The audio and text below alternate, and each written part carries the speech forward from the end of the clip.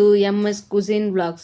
இன்றைக்கி வீட்டு அரிசியை வச்சு வெஜிடபிள் பிரியாணி செய்கிறது எப்படின்னு பார்க்கலாம். அதுக்கு முன்னாடியே நான் 2 கிளாஸ் அரிசியை ஊற வச்சுருக்கேன். ஒரு குக்கர் வச்சு அதில் 2 ஸ்பூன் எண்ணெய் ஊற்றிக்கலாம். எண்ணெய் கொஞ்சம் சூடானதுக்கப்புறம் நாம் 1 ஸ்பூன் நெய் விட்டுக்கலாம். அந்த நெய் சூடானதுக்கப்புறம் பட்டை, கிராம்பு, அன்னாச்சிப்பூ, பிரியாணி இலை, சோம்பு சேர்த்துக்கலாம். சேர்த்து அதையெல்லாம் பொரிஞ்ச உடனே ஒரு கை வெங்காயத்தை சேர்த்து வதக்கிக்கலாம்.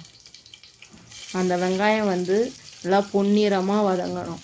நல்லா ஒரு கோல்டன் ப்ரௌன் கலர் ஆகிற வரைக்கும் நல்லா வதக்கிக்கலாம். அது நல்லா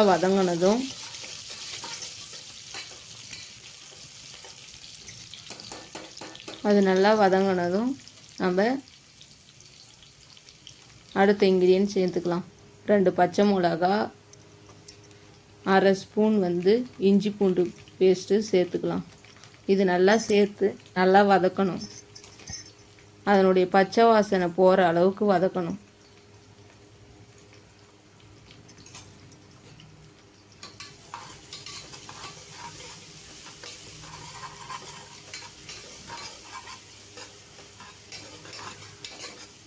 அந்த பச்சை வாசனை இஞ்சி பூண்டு பேஸ்ட்டுடைய பச்சை வாசனை போகிற அளவுக்கு வதக்கிட்டு நம்ம ஒரு கை புதினா சேர்த்துக்கலாம். புதினா சேர்த்து நல்லா வதக்கணும். அதனுடைய ரா ஸ்மெல்லாம் போகிற அளவுக்கு, அந்த பச்சை நிறம் மாறுற அளவுக்கு வதக்கினா போதும். ஒரு பெரிய கேரட்டு, அதுக்கப்புறம் நம்ம காய் சேர்த்துக்கலாம். ஒரு பெரிய கேரட்டு, ஒரு கை அளவுக்கு பீன்ஸு சேர்த்து நல்லா வதக்கிக்கலாம். அந்த காய் ஒரு அரை வேக்காடு வேகிற வரைக்கும் நல்லா வதக்கிக்கலாம். அந்த காய் நல்லா ஒரு பாதி குக் ஆகணும். வெந்ததுக்கப்புறம் நாம் ஒரு கை அளவுக்கு இப்போ மீல் மேக்கர் சேர்க்க போகிறோம்.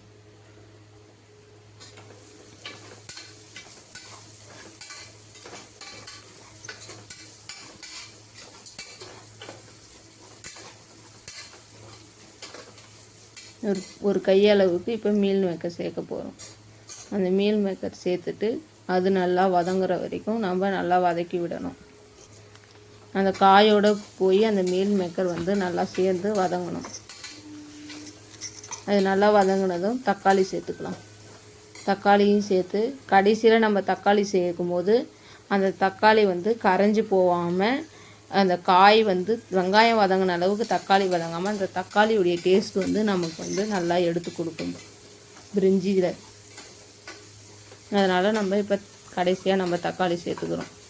தக்காளி சேர்த்து அது பாதி அளவுக்கு வதங்கினா போதும். நல்லா பாதி அளவுக்கு வதங்கிட்டதுக்கப்புறம் அடுப்பு சிம்மில் வச்சுட்டு 1/4 ஸ்பூன் மஞ்சள்தூள், அரை ஸ்பூன் மிளகாய்த்தூள், வெறும் மிளகாய்த்தூள், அரை ஸ்பூன் கரம் மசாலா,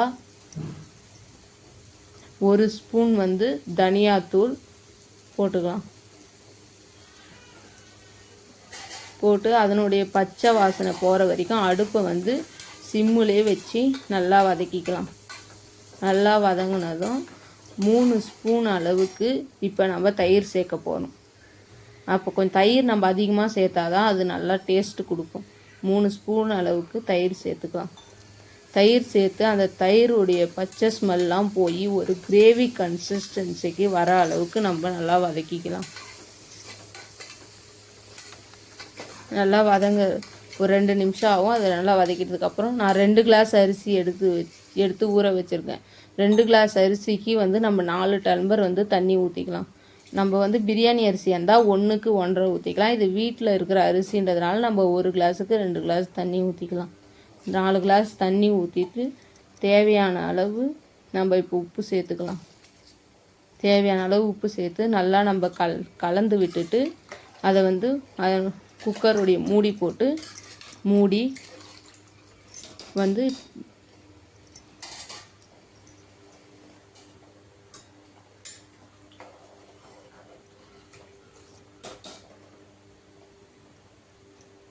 அது காயெல்லாம் சேர்ந்து 1 நிமிஷம் வந்து நல்லா கொதிக்கணும். கொதிச்சதுக்கப்புறம் நம்ம கழுவி ஊற வச்ச அரிசியை நல்லா கழுவிட்டு தண்ணி ஒரு ட்ராப் கூட இல்லாமல் நல்லா வடிச்சிட்டு சேர்த்துக்கலாம்.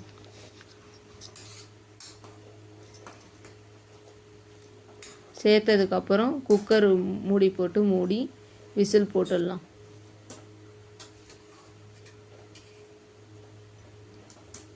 விசில் போட்டதுக்கப்புறம் 2 விசில் வந்தால் போதும். ஹை ஃப்ளேமில் 2 விசில் வந்த உடனே நம்ம அடுப்பை ஆஃப் பண்ணிடலாம்.